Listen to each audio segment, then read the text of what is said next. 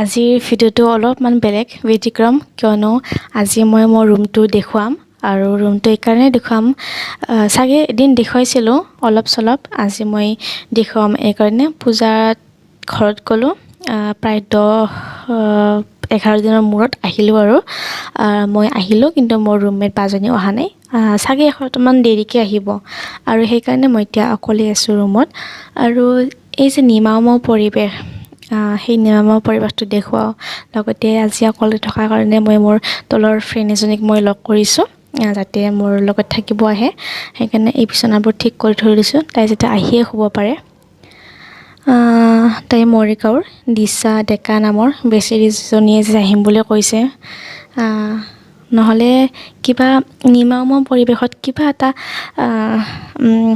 শব্দ হ'লেও যেন কোনোবা ভূত প্ৰেতহে আহিছে তেনেকুৱা লাগে ভয় কৰিব লগা একো নাই পূৰা একদম ছেফটিকৈ থাকিব পাৰি কিন্তু যিহেতু মই অকলে থকাৰ অভ্যাস নাছিলে ঘৰত তেনেকৈ বাৰ লগত নাথাকোঁৱেই অকলে কেতিয়াবা থাকিব লগা হ'লেও মই এটা ৰুমত 2খন বিচনা থাকেই তেনেকৈ আৰু সেইকাৰণে ভাবিছোঁ মই এতিয়া মোৰ তলৰ জনীক মই ইয়ালৈ আনো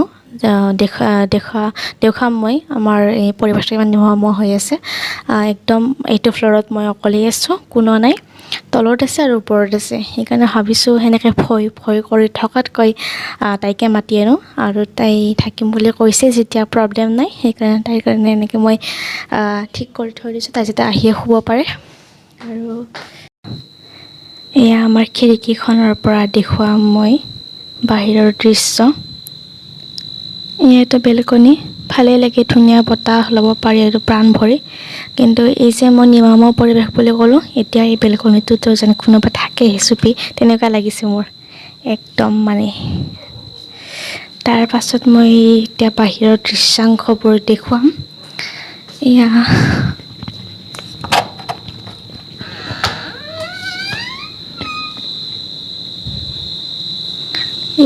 এতিয়া আমি এতিয়া ওপৰত ভাত খাব গ'লে ওপৰত যাওঁ ওপৰত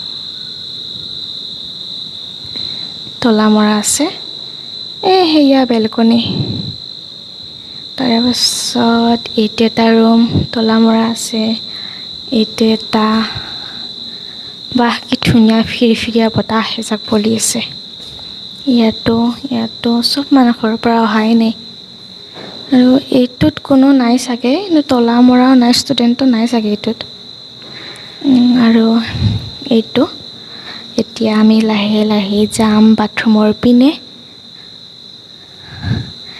যেতিয়া অকলে বাথৰুম আহিব লগা হয় তেতিয়া ইয়াৰ পৰিৱেশটোৱে কিবা এটা ভয় লগা হৈ যায় মোৰ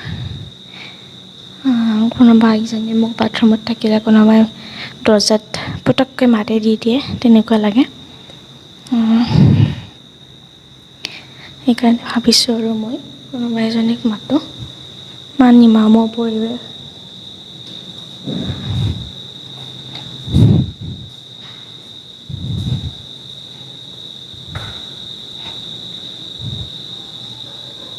এয়া মোৰ ৰুমটো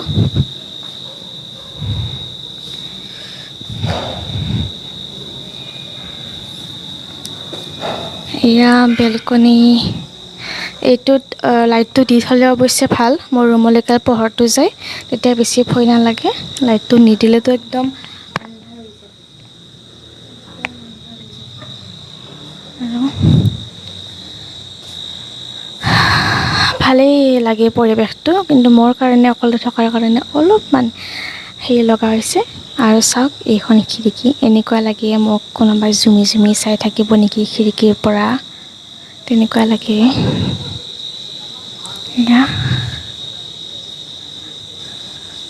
দুৱাৰখন অৱশ্যে মৰা থাকে ৰাতি এইখন দুৱাৰখন দি দিয়া থাকে খুব ভালেই সুবিধাবোৰ ঠিকেই আছে চব মানে ভয় কৰিব লগা বিশেষ একো নাই কিন্তু এই যে নাভাবিব লগা কথাবোৰ ভূত প্ৰেত এইবিলাক যে ৰাতিহে মনলৈ আহে যেতিয়া অকলে থাকোঁ নহয় তেতিয়া মনলৈ আহে একদম এয়া মহানগৰীৰ দৃশ্য নিশাৰ দৃশ্য চাওক ইমান ভাল লাগিছে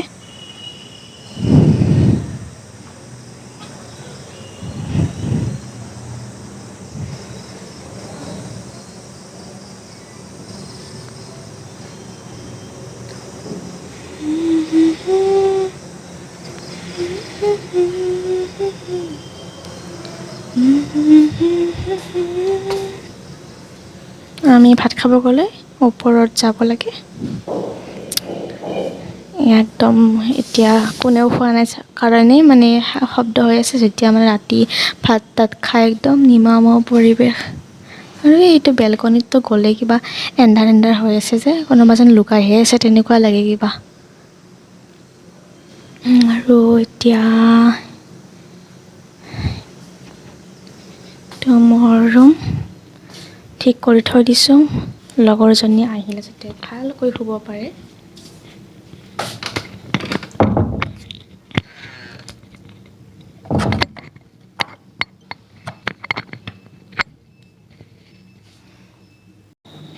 এয়া মোৰ পঢ়া টেবুলখন এনেকুৱা লাগিছে ন, পঢ়ি ভালেই পেলাইছোঁ একেবাৰে, কিন্তু এতিয়ালৈকে পঢ়া হোৱাই নাই।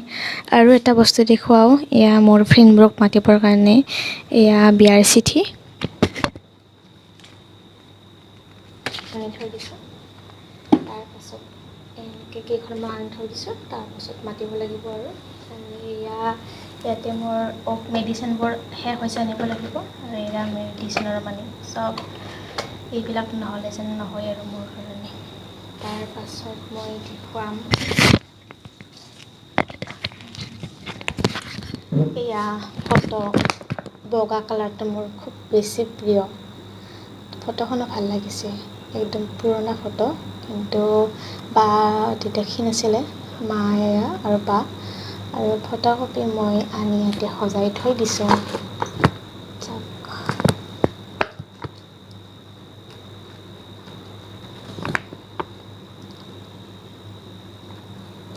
কিন্তু ফটোকপি পোৱা নাই, থাকিলে চাগে বেছি ভাল লাগিলহেঁতেন। বাৰু এনেকৈ থৈ দিছোঁ। আৰু এতিয়া ৰুমটোতো দেখালোঁৱেই আপোনালোকক। আৰু ইয়াক খিৰিকীৰ পৰা মই বাহিৰৰ দৃশ্যবোৰ দেখুৱাম। এনেকুৱা লাগে বেলকনিত যেন কোনোবা আছেহেই। চাওকচোন, লাইটটো দি থৈ অৱশ্যে বেছি ভয় নালাগে, লাইটটো দি আহিছোঁ যেতিয়া।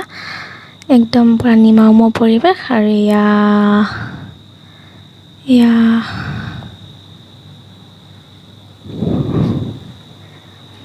তাৰপাছত মই একেবাৰে চব বন্ধ কৰি থৈ দিছোঁ, ওপৰৰবোৰো।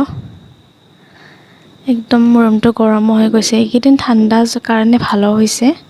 একদম পূৰা বন্ধ কৰি থৈছোঁ, কোনো যাতে আহিব নোৱাৰে একদম।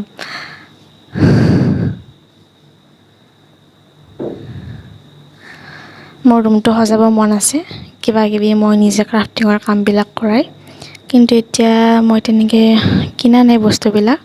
আৰু চাগে নিদিবও পাৰে, লেতেৰা কৰিব নিদিবও পাৰে। তথাপিও সুধি মেলি যদি পাৰি, তেতিয়াহ'লে মোৰ এই পঢ়া টেবুলৰ সন্মুখখিনি ধুনীয়াকৈ মই সজাই থ'ব মন এটা আছে। এয়া শিলিখা, মই ঘৰৰ পৰা অনা শিলিখা, নিমখত তিয়াই থোৱা আছিলে। ভাত খাই উঠি এয়া মই খাওঁ, খুব ভাল লাগে। আৰু ইয়াত তিয়াই থৈছোঁ মই আলমণ্ড ৰাতিপুৱাৰ কাৰণে।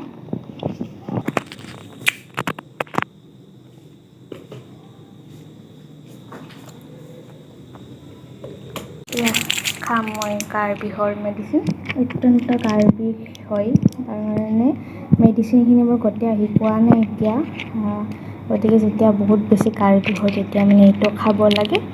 আৰু কোনোবাই যদি পাৰে মোক ইয়াৰ সমাধান এটি দিয়ক, বহুত গাৰ বিষ হৈ থাকে, কিন্তু মই মানে কেতিয়া আৰু এই বেমাৰটোৰ পৰা একদম সুস্থ হ'ব পাৰিম নাজানো। আৰু এইটো বহুত কাঢ়া মেডিচিন, মানে গাৰ বেমাৰৰ যিটো কৰ্চ খাই আছোঁ সেইটো খাই থাকিলেও অত্যাধিক যেতিয়া গাৰ বিষ হয় তেতিয়া এইটো খাব লাগে। আৰু মই ভাবোঁ খাব নিবিচাৰোঁ, কাৰণ এটা গাৰ বিষৰ মেডিচিনে বহুত মানে ছাইড এফেক্ট কৰে, তথাপিও আৰু উপায় নাই।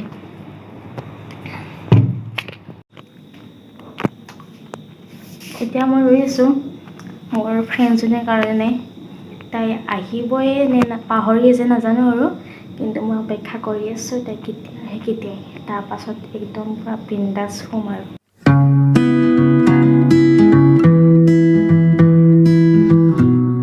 ফাৰ্ষ্ট পৰা মানে আজি আমি নাই দিয়া ব্লগ বনাবা আজি মোৰ নিশাৰ অতিথি তাৰপাছত গম পাম আৰু থাকি কেনে লাগে আজি মোৰ লগত